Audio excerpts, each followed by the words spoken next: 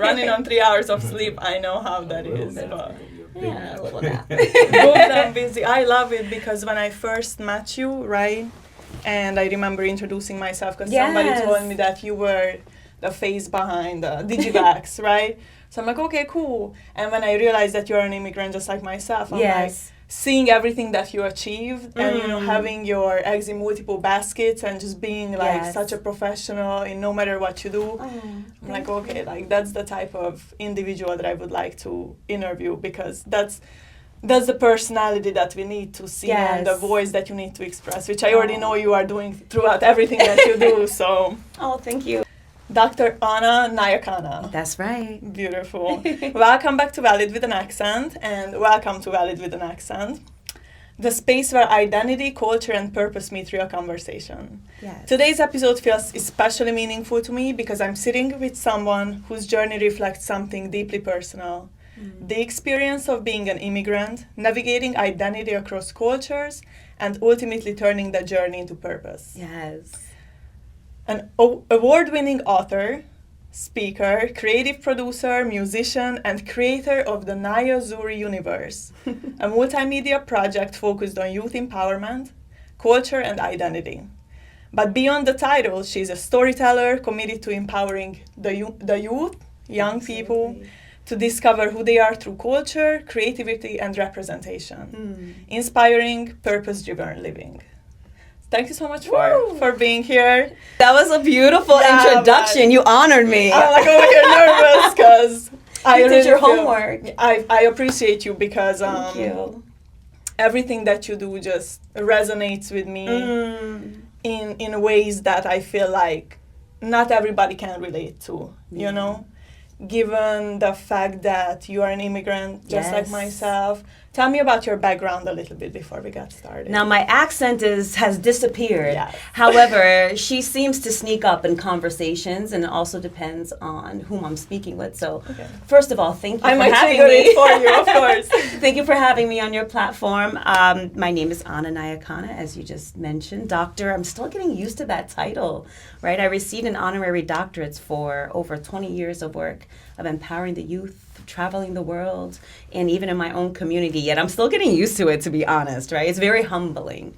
Yet I was born in Berlin, Germany, and my family, my father is from Uganda, southwestern Uganda, to be specific, and my mother is from Moldova, far Eastern Europe, and her father's German. So for me, growing up in Germany was such a beautiful experience. Like the first half of my early childhood was such a utopia. We had everything that we needed. We had support from the country, right? Free health insurance, free education, free parental support if you have children. It's not like a Section 8 type of a thing, which is a setup here in the U.S. And then we immigrated to the U.S. Dun, dun, dun. That was such an eye-opener for me. I felt like I was just thrown into the wild. And I did not know how to navigate the space because, one, I didn't know the language. Two, I was growing up in the projects, in the housing projects in Stamford, Connecticut. And three, we knew no one. You know, we didn't come here because we had family or friends already here. We came here for the chance to build a higher quality life, the chance for more opportunity, which my parents felt that we didn't have at the time. Girl, but if I could tell you, the struggle of being an immigrant and growing up in the U.S., even as a child, I can imagine as a young adult. I was 18 when I moved here by myself. Oh, that must have been an immense, just journey for you. I don't know how you even navigated that space at 18. And that's the crazy thing because that already shows how our journeys alone are so similar yet very different. Yes. So just as much as we can relate to each other's stories, we probably be like, whoa, that's crazy, you know? So I know people say the American dream is such a beautiful thing. Do you think now, how old were you when you moved here? I was 7. Okay. So now a couple years later, right? How would you reflect on the American dream? Do you still think that's a real thing or what's your perception of that? I feel like that is an ideal. I feel like that saying was created as an ideal, right? That doesn't matter what you're born into, what environment you're born into, where your parents come from. You can come here for the American dream and all is possible. I feel like that's idealistic. However, it's not realistic. Realistic, this place is the matrix. There are certain things set in place to keep certain people at a certain level, at certain positions, in certain areas. That's the reality of it. So I feel that the only way it could be a reality for you is by understanding how to go about it, right? We talked about navigating before, really navigating and understanding the system, understanding how to look for things such as grants, if you have maybe a nonprofit and you need funding, or how to find a great networking opportunity in the event because you're a new business and you want to grow, but you don't know where to start, right? So you have to sort of have a blueprint. And once you have that blueprint and you can understand, okay, I'm going to invest in my business in this way. I'm going to, throw myself out there and create a social media campaign and push myself in places into demographics that normally don't connect with me, whatever it is. Yet it's a lot of failing. Yet the pushing forward past the failing, I feel like is where the magic lies. Yeah. When you fall on your face so many times and it's just completely swollen because you keep trying and trying and trying, it's almost like a way to really sort out those that will continue to push forward versus those that say, this is too much. It's beating me down. You know what? I'm going to take a back seat. I don't know why I dare to dream and have these ideas. I'm just going to go get a regular, comfortable 9-to-5 job. I'll have health insurance. I'll have a steady check. And I don't have to worry about this anymore. I'd rather be a rat race, right? Entrepreneurship is not for everyone. It's not. Being a creative or being someone who's business-minded and wanting to do it on your own and especially create pathways that nobody else has done before, this is not for the weak or the faint of heart. Because like I mentioned, that pivotal point of pushing forward past the failing is not it not working out. Failing is not even having an aim at all and not continuing past. There's like a point of no return, I think, in the mind, especially if you allow fear to kind of control you and that ego and that voice in the head to tell you, oh, you're not good enough. You should have never tried this. You see, it didn't work out. Your mom tried to tell you. Your spouse tried to tell you. No one believes in you. You don't know what you're doing. When you can silence all of that and know that no matter what, you have value, you have something to add to this world, and it matters. Listen, you're not going to see that point of no return as a point of no return. That's the differencing factor. So that's powerful. A differential factor right there. That goes to show what you're made of. Are you made of that tough stuff? And that alone shows why everything that you accomplished is something that you are worthy of, and you deserve everything coming your way. Because I was just talking to my friend who's still back in Hungary, right? Yes. She was like, I went to the gym with my friend and I came up in their conversation, right? And her friend was saying that everything that she sees me do here, she could never. Wow. Right? So I still have a 9-to-5, right? I'm still like at that phase of this journey. But I'm doing everything that I actually am passionate about and enjoy on top of that, right? Which is already not easy. However, she didn't know that I still have a 9-to-5. So she just sees the grind and the hustle and the podcast and interviews and modeling and, all that stuff. She was like, I'm comfortable at my 9-to-5. I'm like, wow, that's interesting because I have that business mentality, that mindset that I just gotta keep going. And the failures are just lessons. That's it. Nothing's gonna be perfect, because not every door is gonna be open for you from the jump. You gotta find like from 1,000 keys, which is the one that's gonna open that lock. Exactly. So I'm like, I would think that everybody wants to be like us, that everybody have that same mindset. Because I'm like, why do you go home and watch TV after work? Why don't you sit down and write a business plan or do this or figure out what your next book is going to be about? You know what I'm saying? So that was such like a wow moment to me because it's really not for everybody. It's not. And even the people who think it's for them, that's like that kind of vetting process. It that is a people vetting have to process. go through. Are you going to last? Do you even believe in yourself? Right? It sounds nice.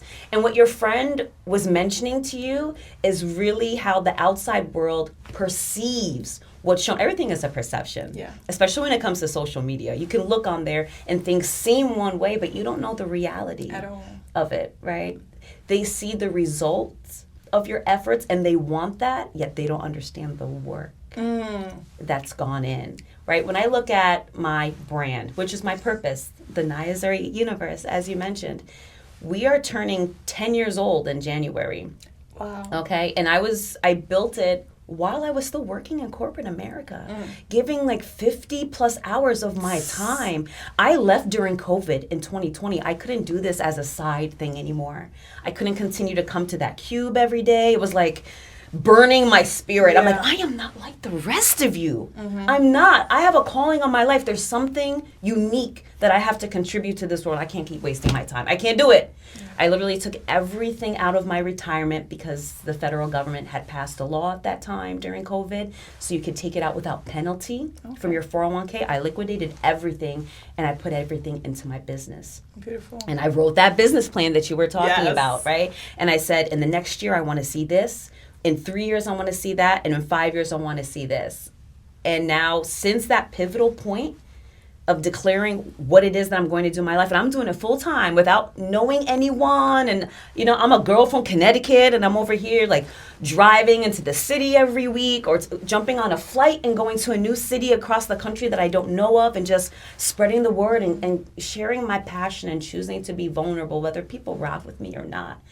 And I think that's also a misconception. Even if no one agrees with what you're doing or the ideas that you have or the vision that you have, that doesn't mean that it's wrong.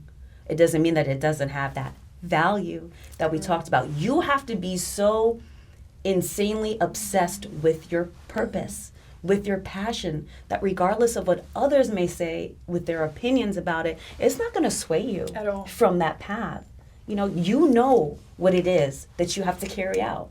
So I know I kind of went in a circle here, yet perception is very interesting because I get a lot like, oh, Anna, you do all these things. How can I do all these things? And I'm like, it took me a while to get here, y'all. Yeah. I have a very long journey, and it started in the music industry, then it changed. Then I became a mother and got divorced, and then it changed, right? I have 2 young sons, and I'm leaving corporate America and the security of a 6-figure salary to go venture off into changing the world. Like, everyone thought it was crazy. My parents, right? My friends at the time, they're like, well, how are you going to manage all of this? Yet I couldn't go to sleep anymore.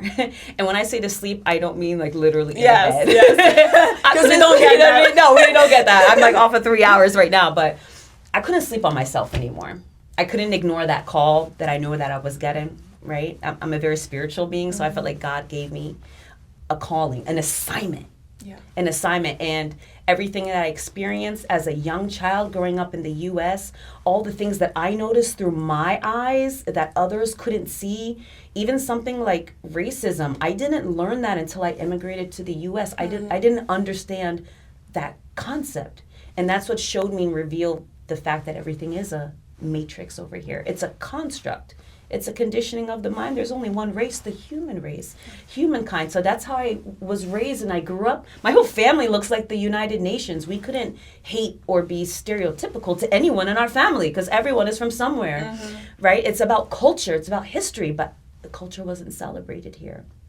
So all of the things that I perceive from my perception that I was aware of that was very different from my upbringing and what I knew to be true, I wanted to give the youth and the communities that information. I wanted to give them the blueprint. I wanted to kind of like pull the curtain, you know, and let it be like a revelation. Like, no, you can go after anything you want in your life. It doesn't matter the zip code that you're born into. It doesn't matter. Like, I'm growing up in the projects, right? And now I'm, you know, running full-fledged productions at the Penthouse, you know, shout out to DigiWax.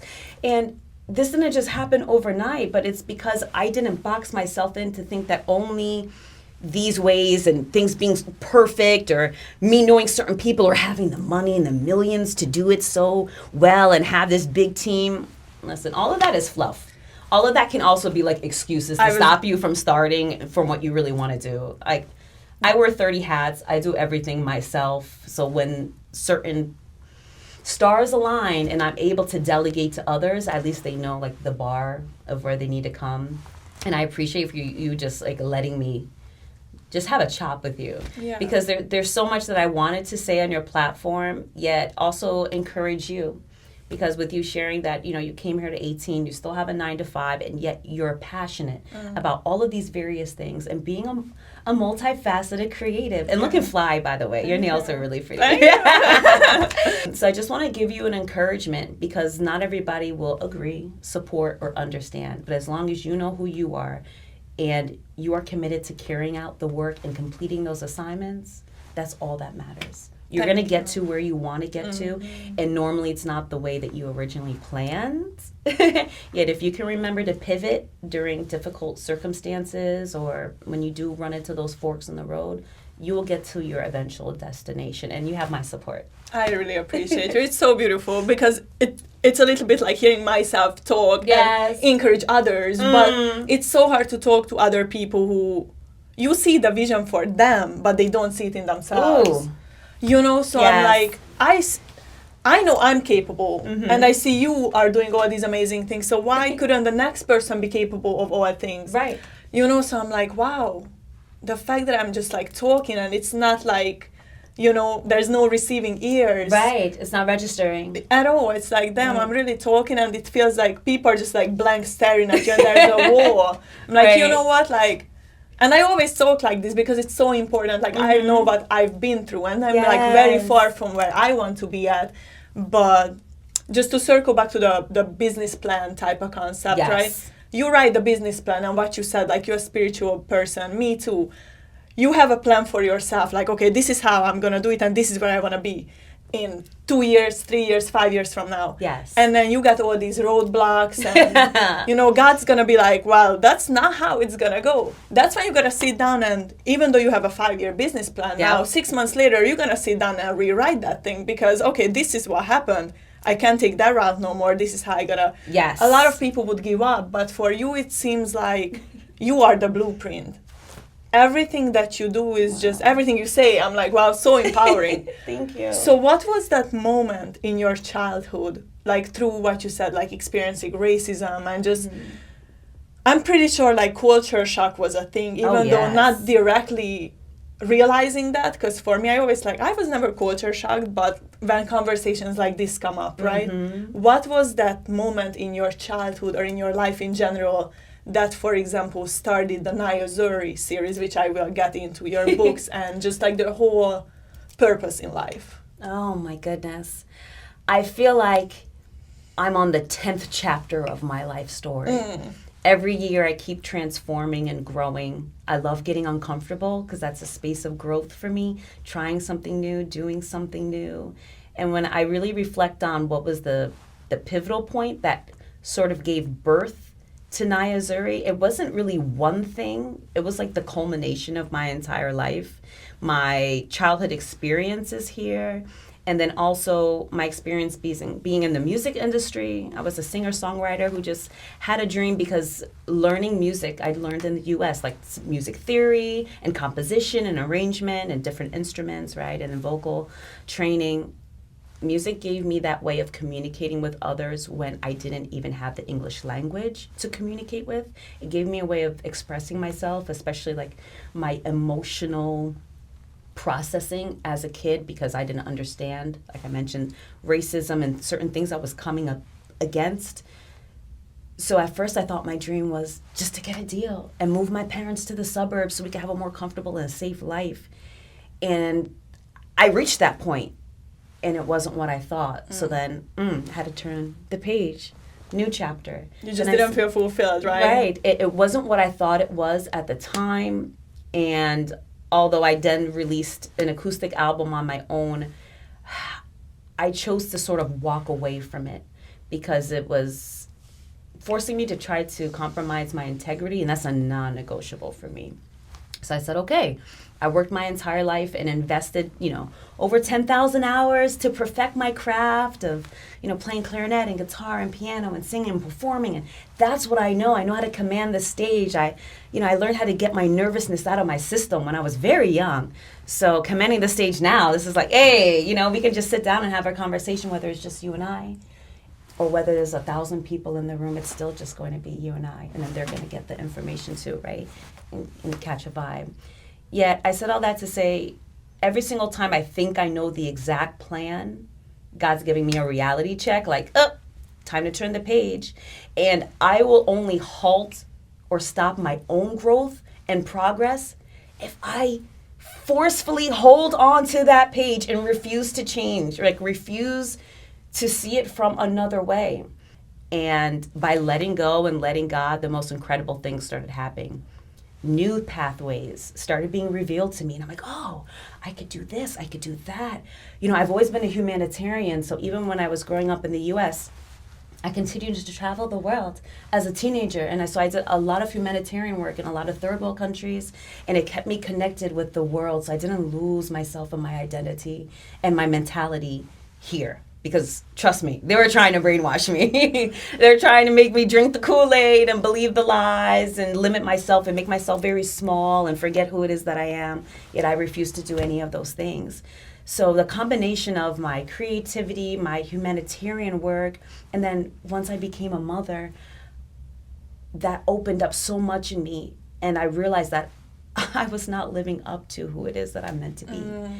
I also got comfortable with job security, right? When I walked away from the music industry, I completed my bachelor's in business and I got a corporate job.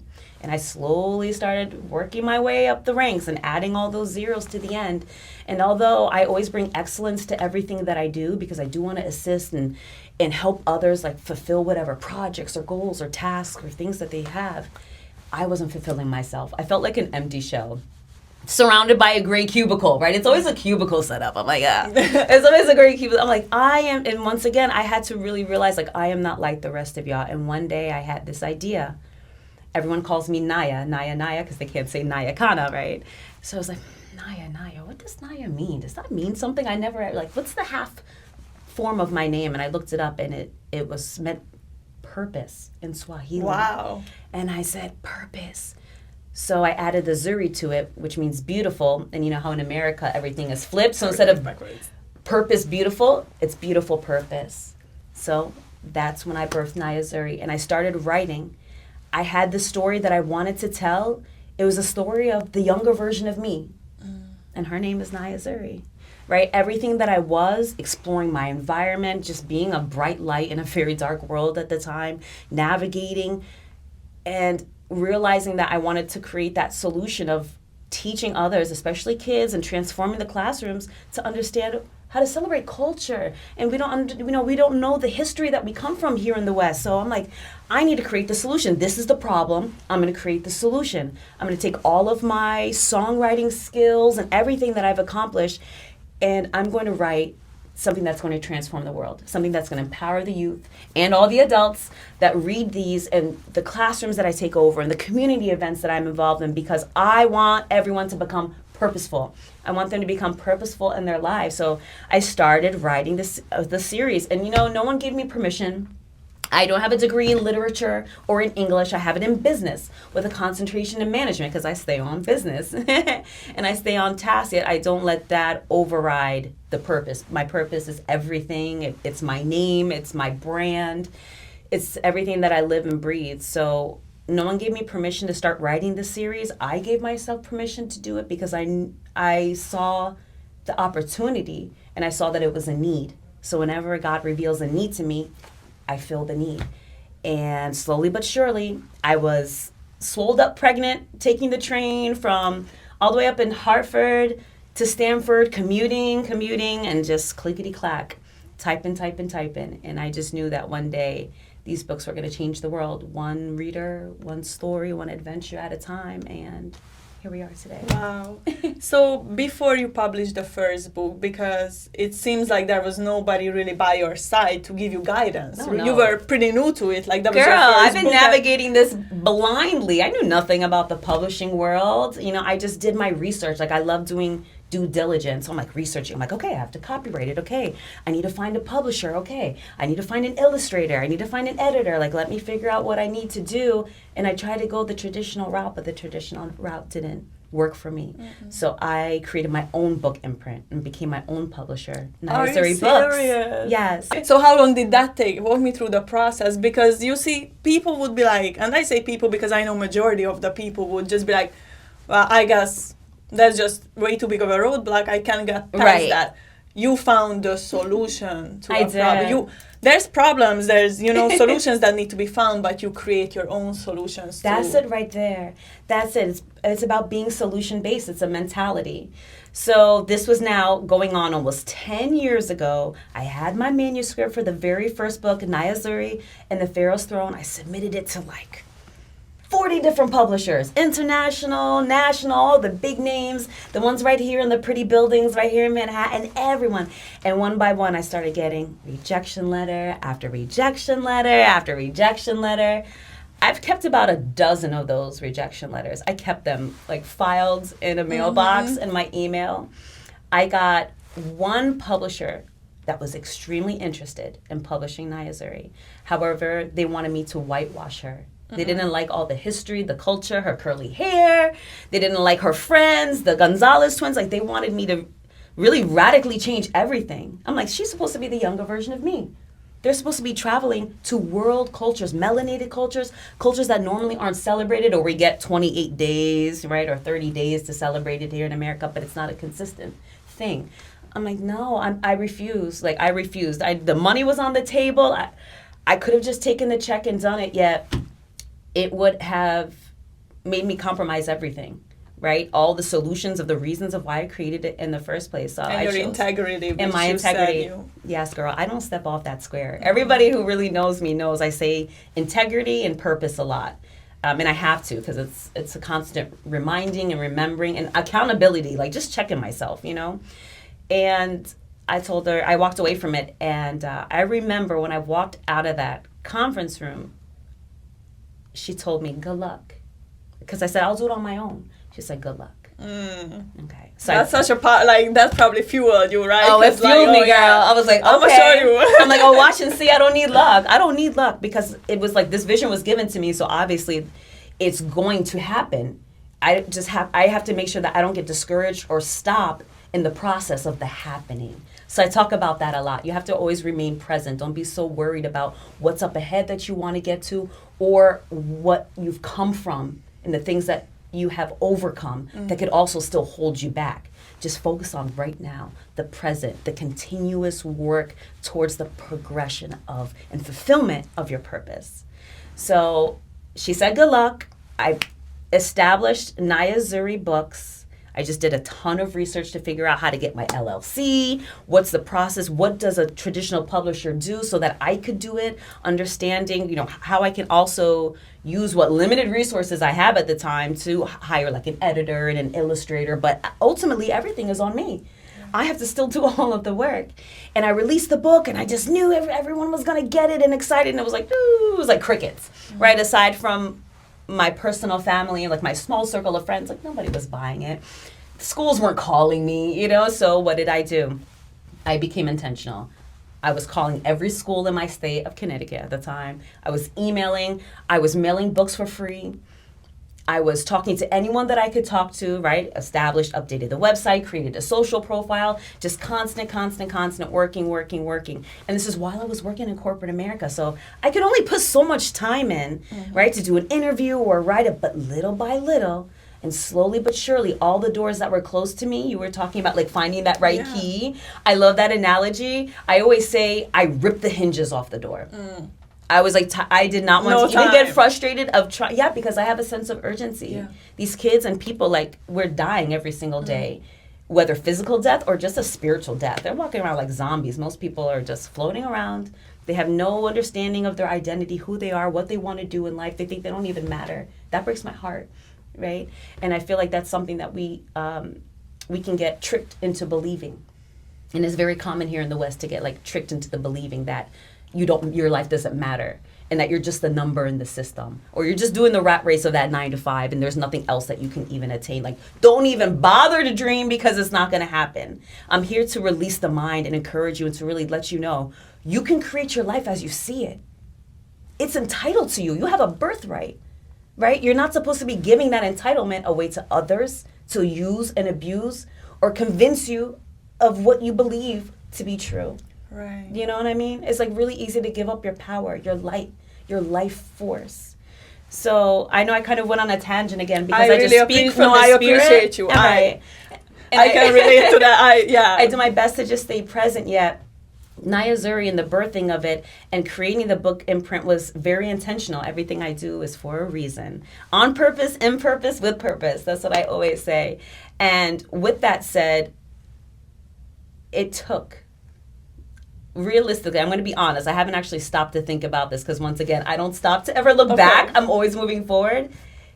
It took a good 5 years. It took a good 5 years for Niyah Zuri Books to begin to be a family and household and classroom name, for people to finally realize, like, what is this? It's books? Oh, hold on, but who is she? And is it also a movement? And then, oh, welcome to the Niyah Zuri tribe. What are all these things that she's building and curating? And that's when the school started calling me back. You know why? I started volunteering my time. I wasn't waiting for the budget. I wasn't waiting for the end result of what I wanted, like where I knew that it had the potential to go. I was willing to start from the very bottom, because I knew eventually I would get here. And I didn't get discouraged along the way. Yeah. So the schools that didn't have a budget, I volunteered my time. The schools that didn't have the budget to even get the books, I found a sponsor. Even if it's 25 books, even if it's 50 books, I just continued to give and show up for these kids that reminded me of myself. Growing up in America, being in a failing school system, wishing that people could show up for me, wishing that people could tell me I had a way to change my potential, right? No, it's a real thing. I remember feeling very desperate as a kid. Like, I was like, man, I really didn't want to stay here. I wanted to go back to Germany. I was just about to ask you that, because you mentioned free education system, free healthcare. Yes. Europe, in those aspects, are very great. Yes, my cousins are living a beautiful life. My whole family is back there. It's crazy because I'm from Hungary, but my mom and my stepdad, they moved to Germany, and my mom always wanted to live abroad, like Italy, Germany, whatever, right? Because, for a better life. Yes. So when I told them that right after high school, I was looking for a higher education institution, right? Because I had to go to university, which of course I would want to, not because I was ever pressured into it, but because that's in me, right? Right. And I just want more and more for myself every time. And I didn't find a higher education institution that I liked at this expo that I went to, but I found this company or agency that basically help young adults get an au pair opportunity in the US. So that's how I first came here. But my mom was like, oh, if you just want to be a nanny, why don't you go to Spain or Italy or Switzerland? Or like, you don't get it. And that's okay. Just don't put those limitations on me, because I know what I want for myself. That's right. So I'm like, you can be mad, you cannot support me. That's okay. You'll understand. You will see, you understand. I'm okay with you not being okay with this for the time being, because I know deep down that it's going to work out, and I know what I want for myself. Exactly. And sometimes we need that. Sometimes we need that. You really do. We have to see that obstacles and problems and things are not just happening to you. I literally dropped a clip the other day saying it. Things aren't happening to you. They're happening for you. Every single instance that you feel is an obstacle or a problem, that is actually an opportunity. Every single opportunity that you reach, you have a chance to pivot. Yeah. You have a chance to try it from another way, to do it from a certain perspective. But most people, they want what they want. They want what they want, when they want it, how they want it, with whom, in this time, in this way. You have to let all of that go. Yes, have a clear vision. Yet understand that every time you run, once again, into an obstacle, it's an opportunity for you. And those things shape us. They actually make us. How we choose, the decisions that we make in those moments, what we choose, that's what makes us. Yeah. That's what shapes us. So when you were saying, like, your mother had mentioned that to you, my parents said the same thing, because when the books were out and I told you I was putting in all the work, and it took about 5 years, because I then chose to walk away from corporate America. I couldn't do the half, 1 foot in and 1 foot out. I couldn't do it anymore. I couldn't ask permission from my employer with a PTO day, like time of my own life, to go do what I want to do, or go do an interview and then come back to that gray cubicle. I couldn't do it anymore. And that was another pivotal point. I did an interview on SiriusXM. It was my first huge interview. SiriusXM, Karen Hunter show, millions of people. This is not through Zoom and everything else. I was in the studio right there at Sirius, sways down the hall. I'm still waiting for that call back, Sway Universe. And I was the first independent author to ever be invited and interviewed on her show or at any of the shows. The very next day, I went back to my gray cubicle. No, that was it for me. Oh. This was 2019. I couldn't do it. That was like such a wake-up call for me. I said, if I can do this, why am I? Exactly. And then just like that, I sat down at my desk while I was multitasking during a staff meeting, and I started writing my business plan. I'm like, Niyah Zuri is not a side hustle. It's not something fun. It's not a little project for me. This is what I want my legacy to be. I want to save the youth by teaching them how to save themselves. And when I say the youth, I don't just mean children. I also mean an adult's inner child. That inner child never leaves us. Never. The disappointments, the fears, the hopes, the dreams. You hear that all the time. Constantly. It never leaves us. Everyone has a young child within them, right? So you have to just open your mind to see that. And that's why I think 50% of my readers are actually adults. Mm-hmm. They're not just children, because you're also learning not only about history and exploration, but the characters are all solution-based. And the main character, Niyah Zuri, has a very unique mentality. So she's constantly giving gems.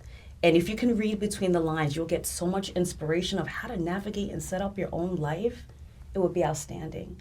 So that pivotal moment for me, and when I decided to leave, and it was the height of COVID, and once again, I still didn't know what I was doing, I said, I'm going to re-release Niyah Zuri and the Pharaoh's Throne, my very first book.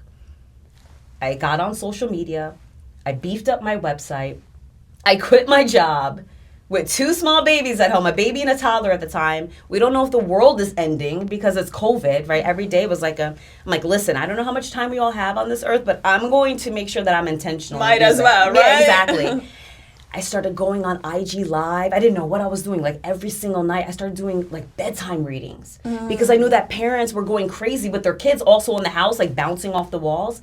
And then I started jumping on other people's lives and different creatives and meeting and just networking in a virtual setting. Little did I know that a lot of these people I would be networking with in a virtual setting, just supporting, hey, jump me in a live. Little by little, and the followers started to grow, that these are all also future partners in purpose. And now, like, all these opportunities were also just seeds that took time to plant and water and harvest. And then eventually, they grew, and I was able to take that harvest. So little did I know what was ahead of me. What I thought I was going to be comfortable with, as the brand started growing, I was no longer comfortable with. And when I re-released Niyah Zuri and the Pharaoh's Throne, the second edition, I hit about,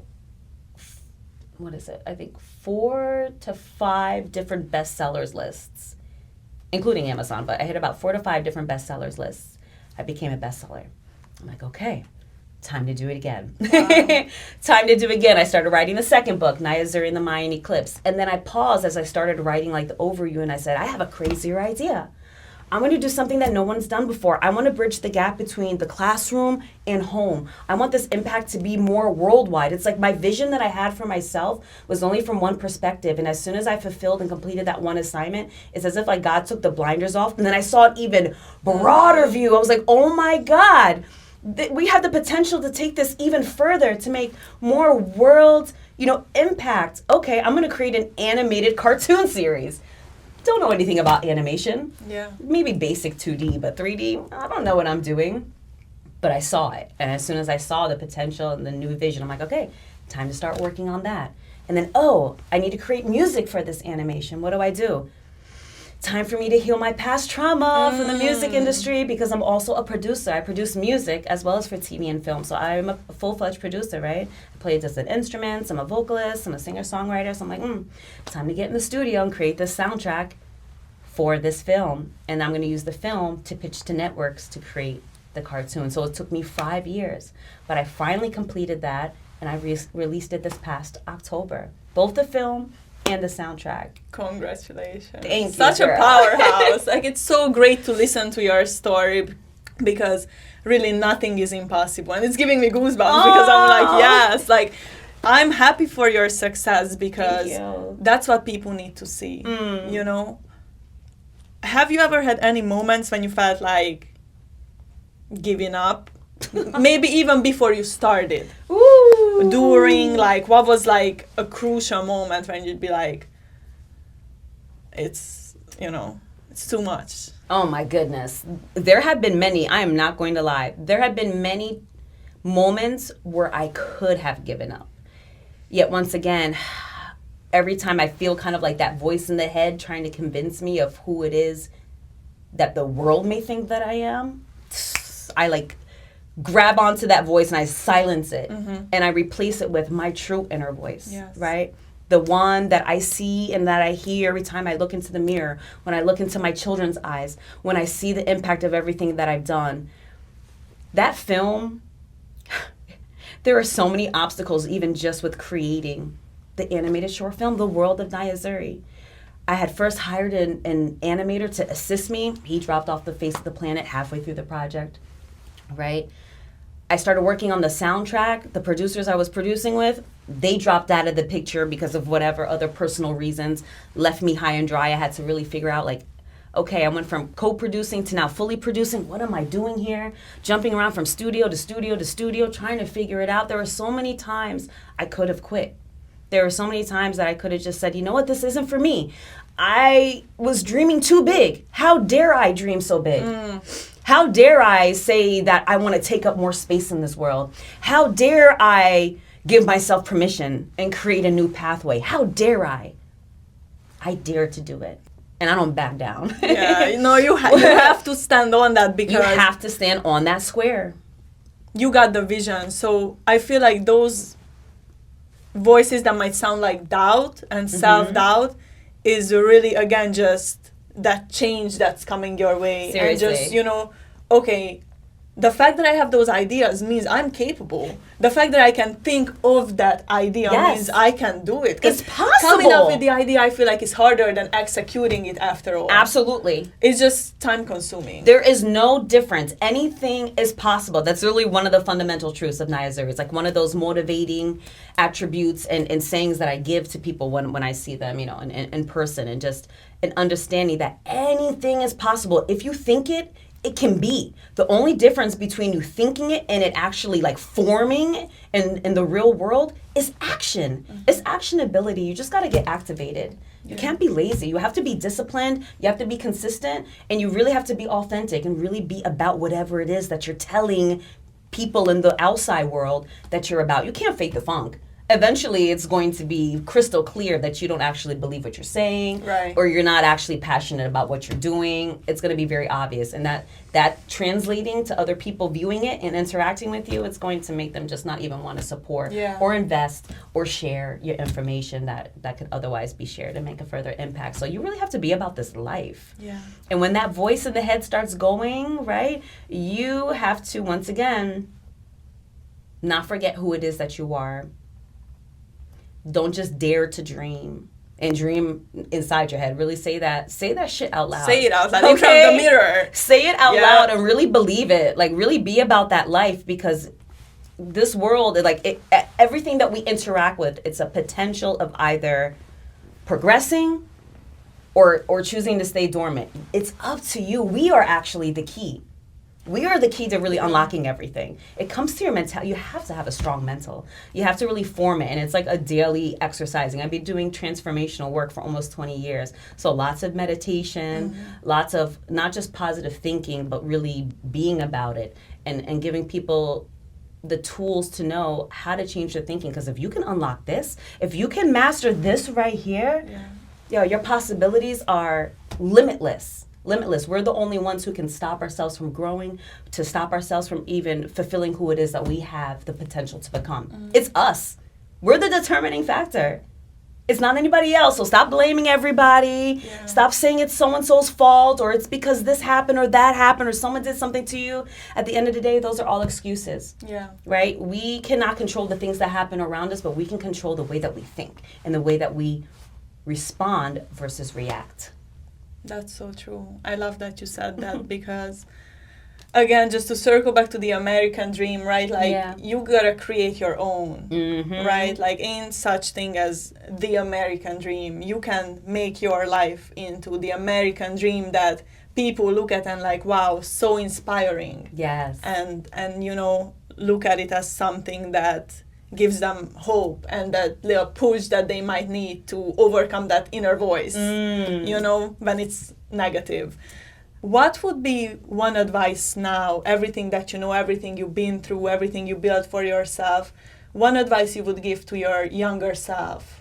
Ooh. What would I say to the young Nyakana? I always just say, don't stop. Like, really, don't stop believing in yourself. I would remind my younger self that I'm worthy.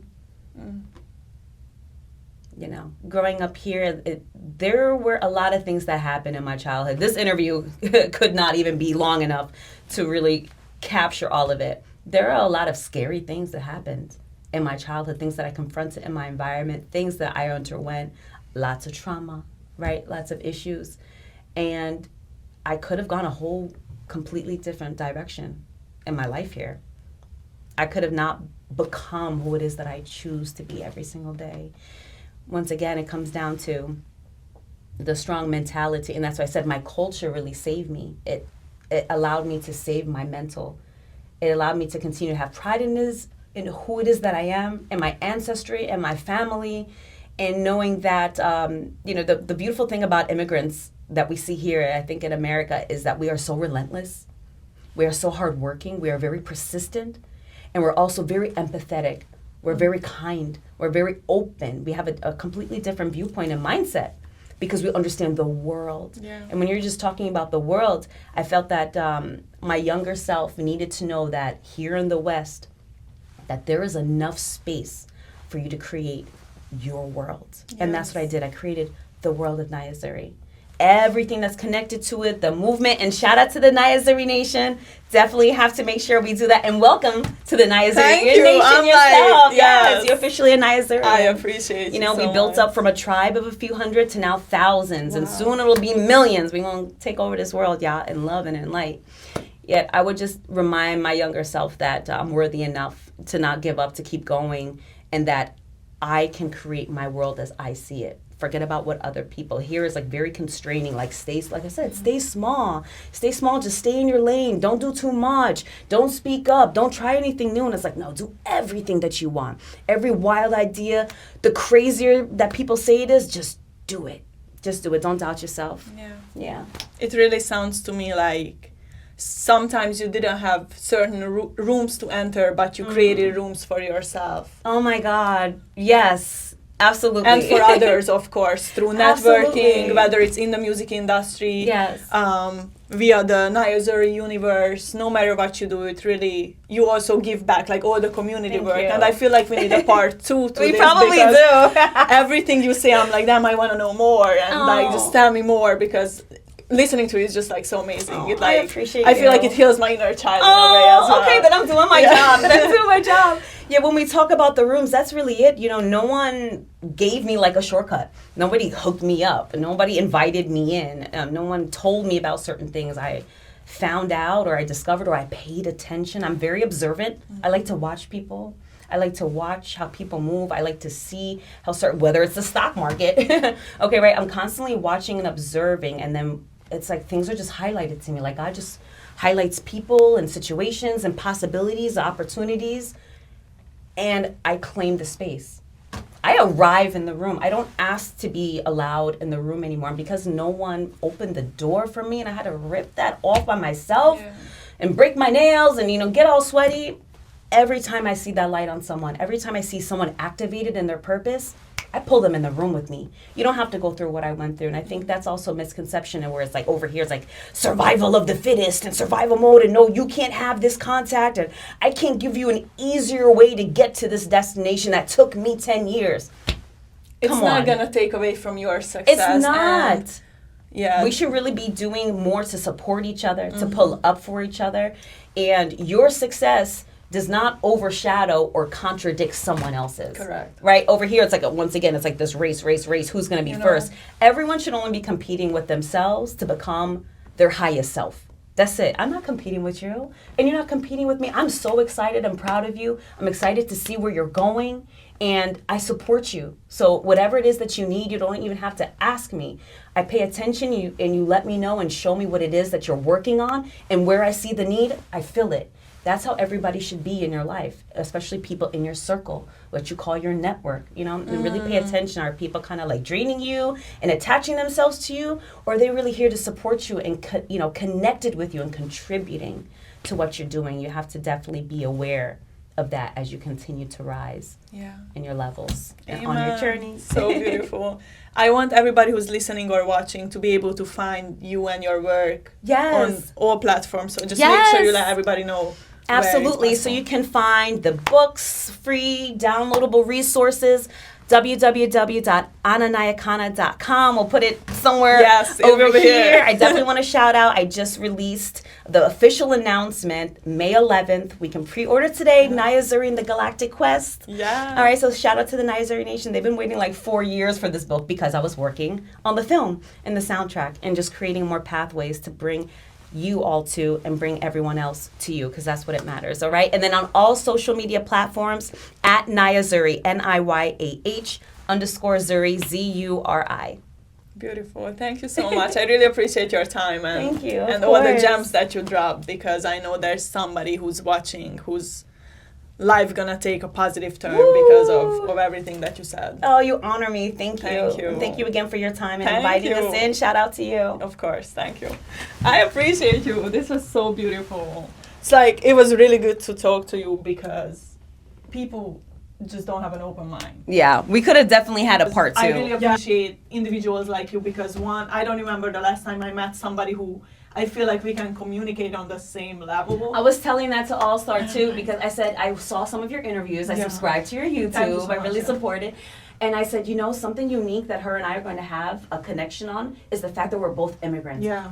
Now, I know I came here younger than you, right? So I've had more time to navigate. You've gotten here now and you're navigating yet. We have that bond. We understand. And we don't have like these. You have glasses on, but you're not, you know, with the American glasses. Yeah. Your mindset is very broad. You have a bigger perspective. And I know that we understand, like, how much more difficult it is when you don't have a jump start here. Yeah. You have to start from scratch, from square one. Yeah. And you can only really rely on yourself to do that work.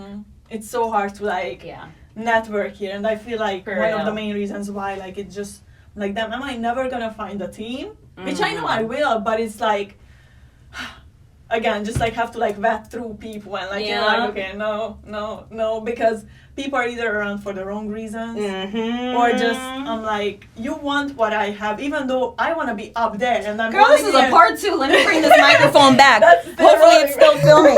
Yeah, because you have to be careful with people's intentions. Yeah.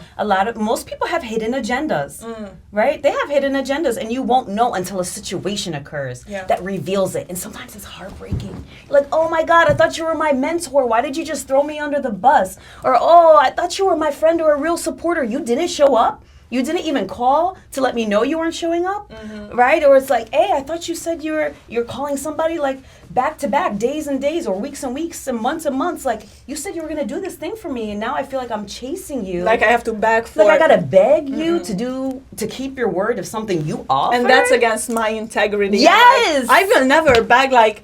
I'm such a genuine person. Yes, I can tell. If you just can't be mutually genuine, you know? Yes. Or I know here people like to use each other. Oh, girl. Use me. That's cool if I have the resources that you need, but make sure you are ready to be used. Ooh. Offer something in return, you right. know? Because again, if I have what you need and I've been through that and it took me so long to figure it out, if you need somebody's contact info or this or that, right. or just an RSVP to an event that you couldn't get into, if I can do that for you, I feel accomplished. I feel like that's my purpose in life, you know? Of course. So if I can do that for you, why do you feel like you gotta be sneaky? That's the part. And when that happens, it reveals a lot to you, and you have to kind of be ready for that. And I don't know if there is a way to be ready, so I'm just letting everybody know who's tapping into this. There really isn't a way that you can prepare ahead of time. I think it's just kind of a rite of passage. I feel that it's something that every entrepreneur, creative has to, unfortunately, but fortunately, go through. Yeah, that's just if I could stop every horrendous roadblock or situation or discouragement from happening to you so it doesn't break your spirit, I pray that I could. Yet, I know through some wisdom and understanding that I humbly have received that I wouldn't even want to stop that from happening because I know that it's going to serve a purpose into forming you. Yes. But I'll let you know, I'm here if you need me. Mm-hmm. You don't have to go through it alone, yet you're going to have to go through it. Yeah. Choose yourself. And that's essentially it. It's not about other people letting us down or trying to take advantage of us or a situation or problem happening to you versus happening for you.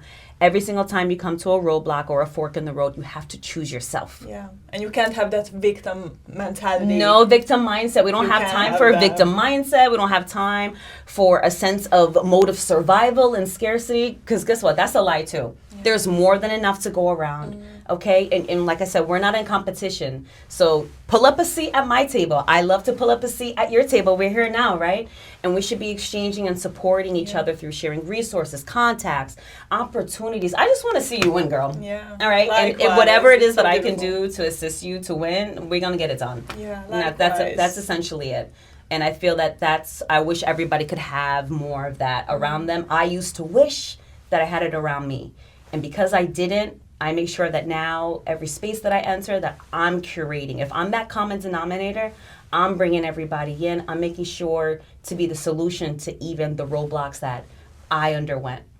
And I've got that vibe from you from the first time I've just seen you, even before I introduced myself, right? Not knowing who you were, but I was just so drawn to your energy and your vibe. Like, you know, like you can tell when somebody's just like not malicious and have like positivity and pure intentions. That's it. Yeah. So I'm like, keep it up, keep it up. Thank you. I appreciate you. I'm rooting for you and everything that you do. Thank you. Thanks.